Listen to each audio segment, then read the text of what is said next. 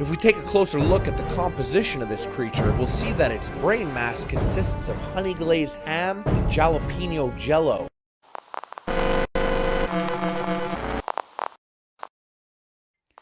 Hello pals, welcome back to the channel. So, you may have heard of Skinny Bob, and if you haven't then you soon will, so don't worry about it. But this is a case which has kind of made it into urban myth and UFO folklore now. And it's never quite managed, to use a toxic term, to be debunked fully. And in fact, a lot of very, very credible people consider this to be pretty much, potentially at least, legitimate. So what I thought we would do on this video is, rather than me just yap on about it, is I'm going to show you the original footage so you see as much evidence as possible. Then I'm going to show you relevant investigative work that people have done. And then I'm going to give you the best argument for its legitimacy and the best argument against its legitimacy, and you guys are going to be the jury on this one. So after a week, what I want you to do immediately is, after you've watched the video, let me know in the comments whether you think this is nonsense or legitimate, or you're still on the fence. And then after a week, I'm going to collate your opinions, do a little post on YouTube with what the final decision was, and then I'll pin that as the top comment on this video. So, without further ado, let me introduce you to Skinny Bob.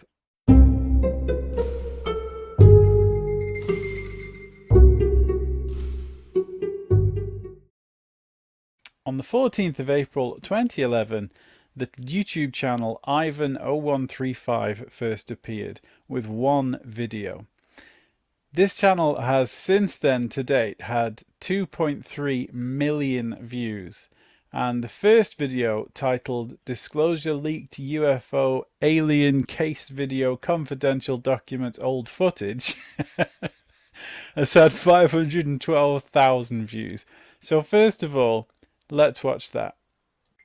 Just before we do launch into his first video though, I just want to say a great deal of the investigative work that I'm going to show you is from this website, which is skinnybob.info, and I found this on the Skinny Bob Reddit. Now, I will say that the Reddit account is kind of paralysis by analysis, and there's some things which are just analysed for the sake of it, which I know there's no such thing as bad data, but I think sometimes it's important to focus on what's key to determining the authenticity of the video. Either way, this website is an absolute goldmine, so anybody that wants to really get into the granular detail, check this out.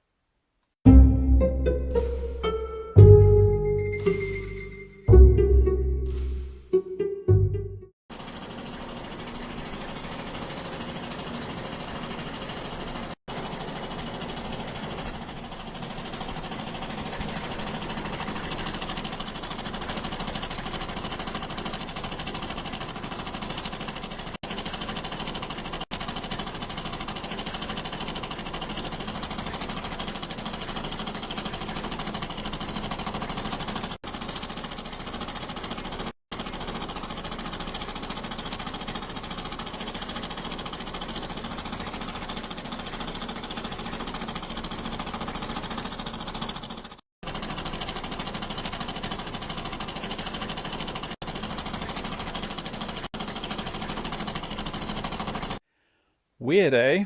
So, the first thing that you notice is the incredibly poor quality of these videos. They're either very, very old and degraded, or certainly made to look that way.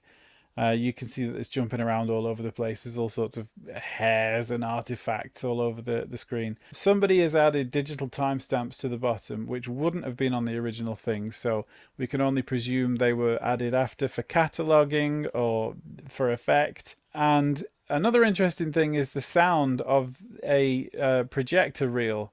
So if that was the original reel, then you wouldn't be hearing that. So you can only presume at this stage that it's been recorded from a wall whilst a projector was displaying it. Anyway, the video appears to show a craft in flight followed by a craft apparently crashed, although it seems structurally intact. It does appear to be smoke billowing from it. And then a figure walking towards the camera, and another figure either badly injured or dead on the floor looking at the camera. So some very clever people have stabilized most of the image. So let's have a little look at those. So despite the username Ivan and the KGB screen which came up at the start there, this appears to show a sort of Forrest Gumpy style Southern American type wooden building. Noticeably though, there's no power pylons attached.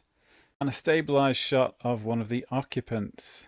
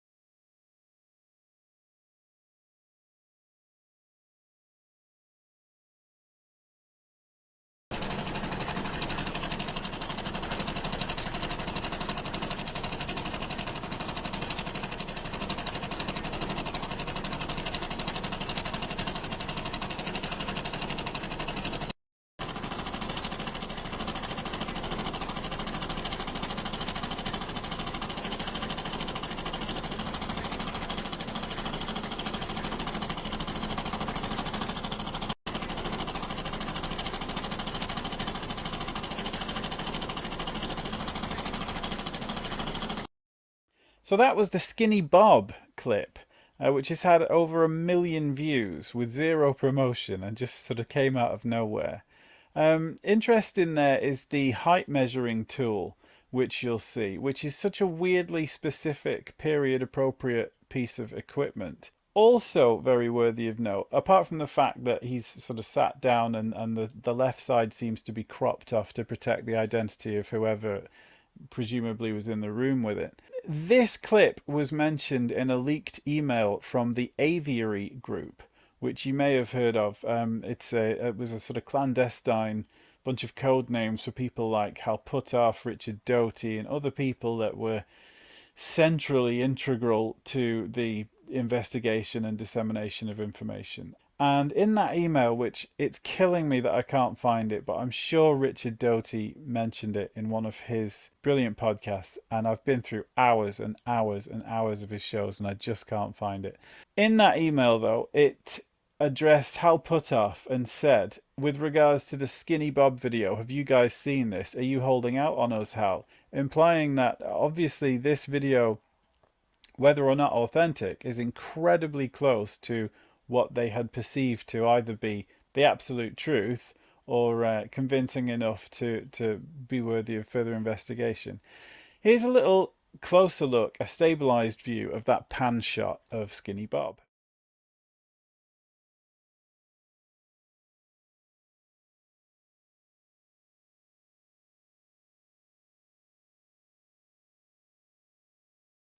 Another interesting part of that video was the end there with that sort of oval shaped piece of perspex or glass. Now people have super analyzed this on Reddit and frankly I feel like they're splitting hairs. What it does remind me of though is Bob Lazar's account of the craft, the sports model that he worked on during his time at Area 51, where he said that they'd taken this piece of perspex out of it and just thought it was a piece of glass or window, but it turned out to be integral to the propulsion of the craft. Without more to go off, there's no real reason to discuss it further, but it's just worth bearing in mind.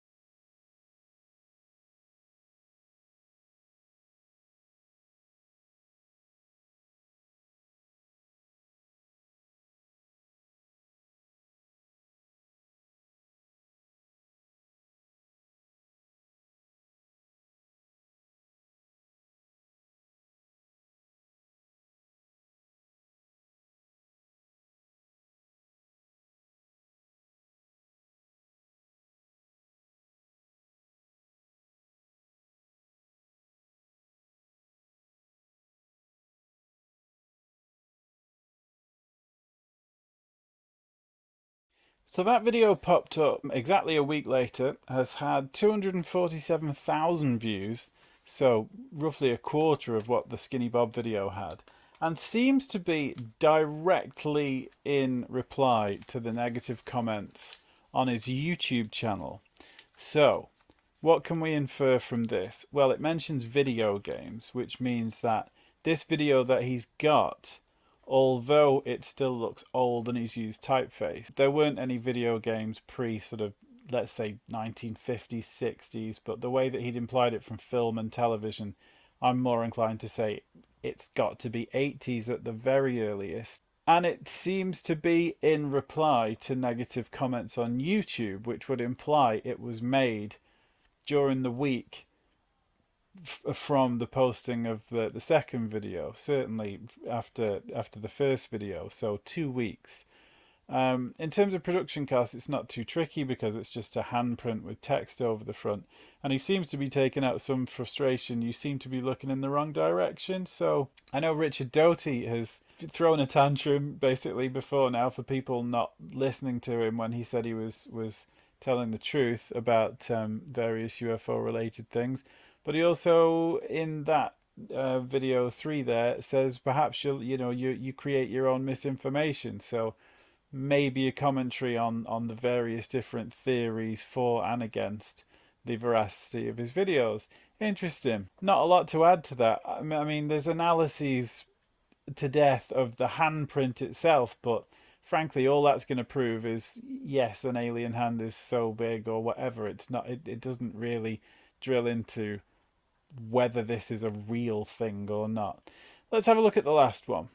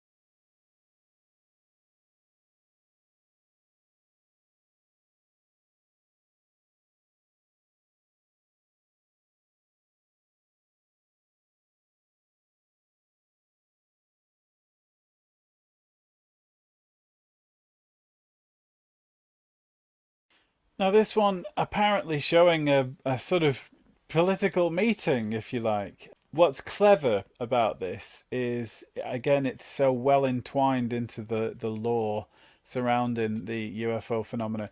Gordon Cooper, the Apollo astronaut, famously said that he had witnessed the landing of a craft and that they'd got out. I think there was another one from Holloman Air Force Base, which is in the documentary, I think it's called UFOs Past, Present and Future. Personally, I totally believe Gordon Cooper, for the record, despite there not being any video evidence. So, again, if it's not real, it's very, very clever. And obviously it appears to show a little being there noticing the filming going on and looking quite irate. Also, interestingly, there isn't that film clattering sound, because that would have immediately invalidated it for me, because as if you could sneak up with a gigantic reel-to-reel camera to film it. So let's have a look at that stabilized.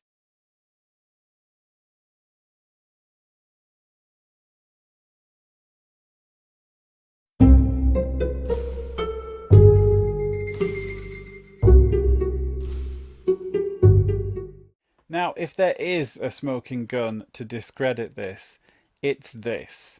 And that is that a genius on Reddit, whose name I've forgotten sadly, found the original film grain overlay effect on the website Pond5, which is a brilliant resource. It's a bit like Shutterstock, where you can get different effects.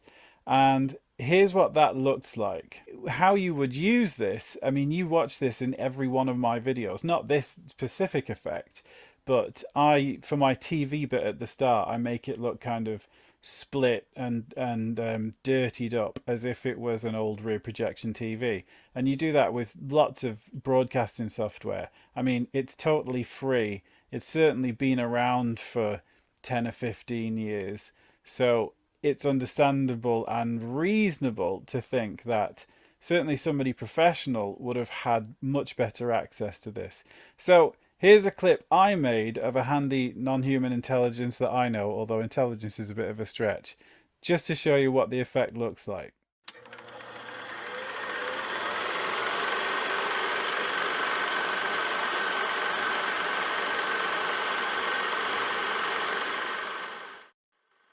Bearing in mind I have very little talent and not much knowledge of how to do that, you can imagine that somebody that does could make something quite convincing. I'll be honest, I quite enjoyed doing that, so I made another clip. So this one I tried to make look a little bit like the saucer flying shots from the earlier couple of videos. So see what you think of this.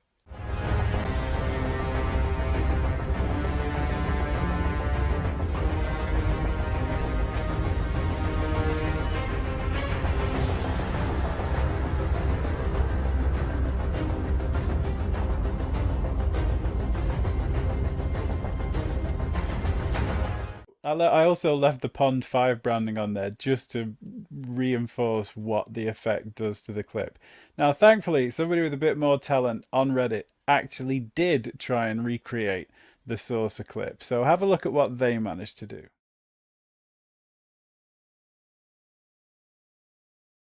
I don't know about you, but that one would certainly fool me. The question is, why would you do that? Opinion is very split on Reddit and various other places that I've seen, with the general argument being that if he'd have just put silent footage of a craft, no one would have believed it. So he's kind of added this digital dirt to make it a bit more enthralling and sort of add to the vintage look. I honestly tend to swing the opposite way. If you look at Reddit, the people that are interested in it are the ones that have stabilized the images and done what they can to take away the sort of digital interference. And I think if you're trying to convey data, that's what you'd go with. It's very much like a video gaming thing. If you're in a competitive video game, you switch off the video blur, you switch off the sky effects, the God rays from the sun, so that you've just got a clear view of the objects there for maximum performance. Whereas if you're playing the video game to entertain yourself, then you crank it the other way. You have screen shake and motion blur and weather effects and all this other stuff. So it's whether you're going for education or entertainment. And frankly, we don't have any answer to that.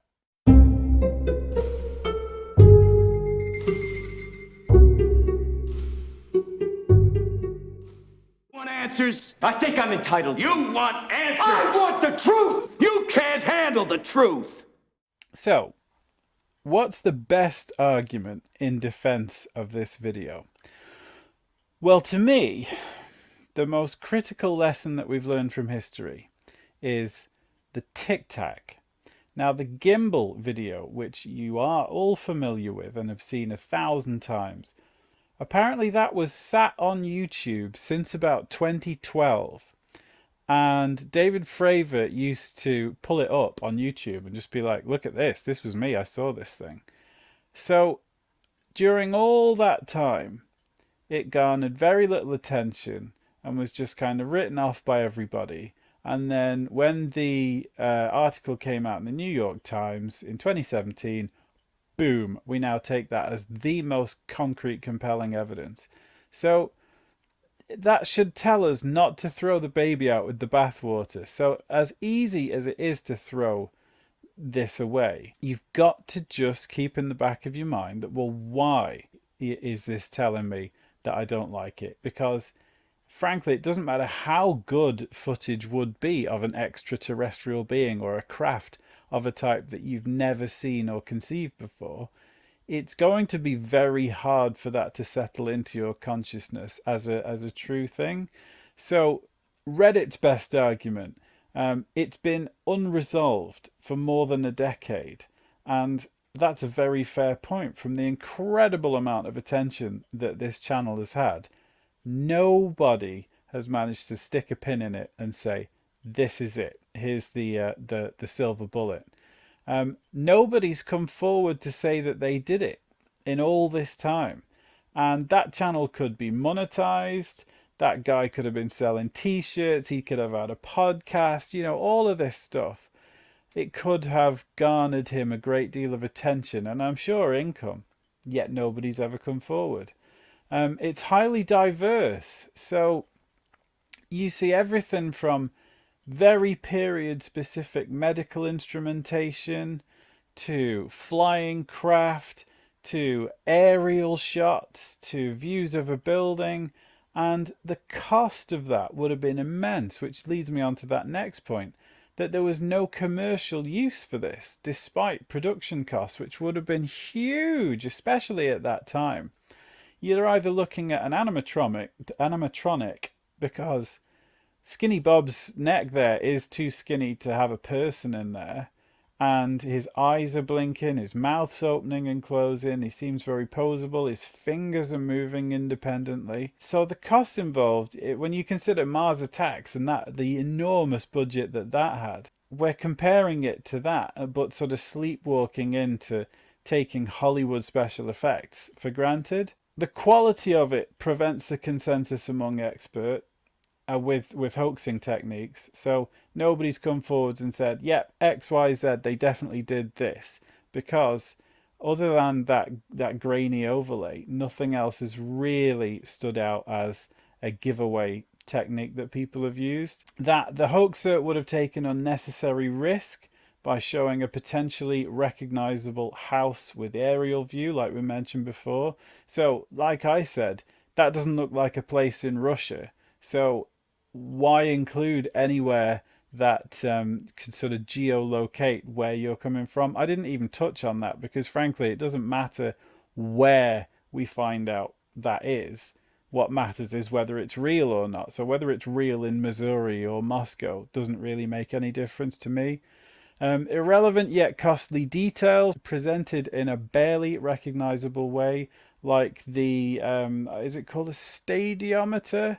The height measuring device and things like that, and not a single unresolved hoax contender of comparable quality.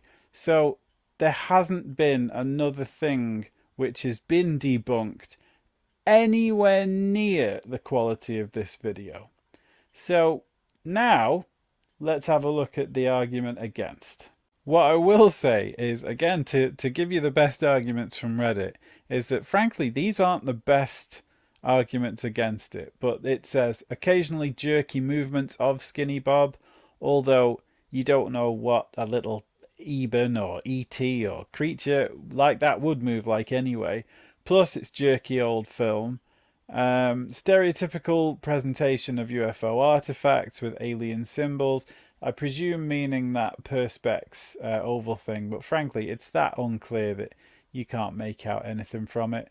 Extremely short and shaky clips with signs of intentional eye obfuscation limiting the hoaxing effort. So that implies that's talking about the bit where it's apparently being chopped up and you can see a shadow over its eye, because obviously an eye is the hardest thing to fake.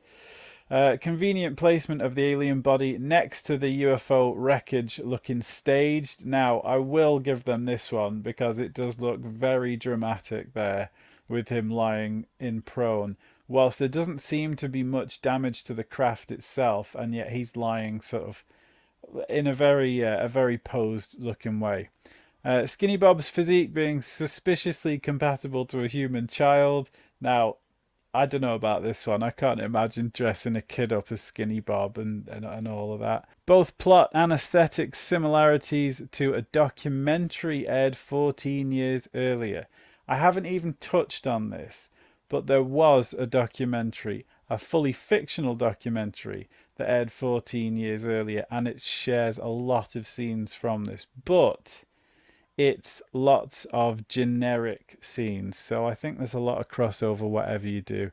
Potential overestimation of production costs. Some people on Reddit had said $80,000 to recreate it, and obviously it's just, you might, for example, it might have been faked by somebody like Stan Winston, in which case they've probably got all the bits lying around anyway, so it's impossible to guess. And the possible fallacy of mistaking circumstantial for planned details.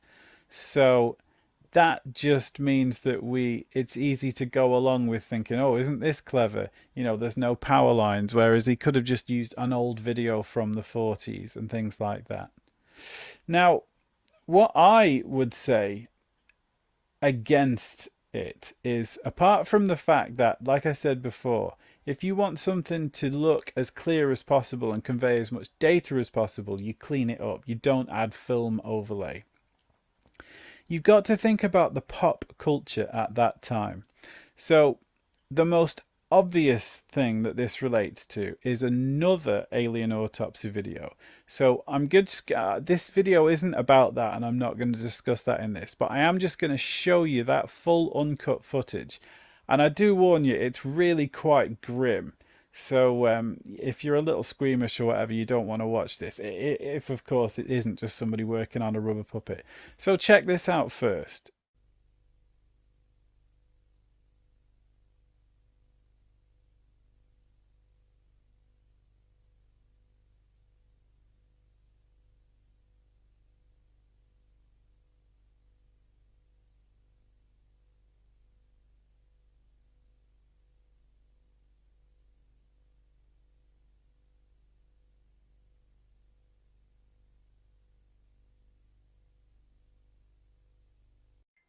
Pretty gross, but again, that video is well ingrained in the old law and is still argued over and disputed. So if you were to plan a video to cause a lot of intrigue and controversy, that would be a fantastic reference point to start with. Also, just as a side point, Lou Elizondo in his upcoming book has described the anatomy of a grey.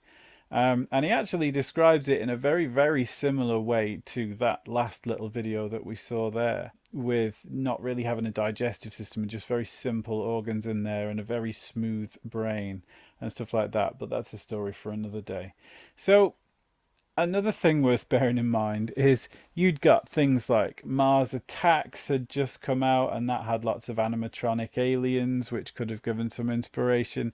Everybody from Duke Nukem, the video game, had a video game trailer which was featuring an alien autopsy in a laboratory where they kept pulling bullet after bullet after bullet out of a little grey in a sort of tongue-in-cheek reference to that black and white video that we saw before.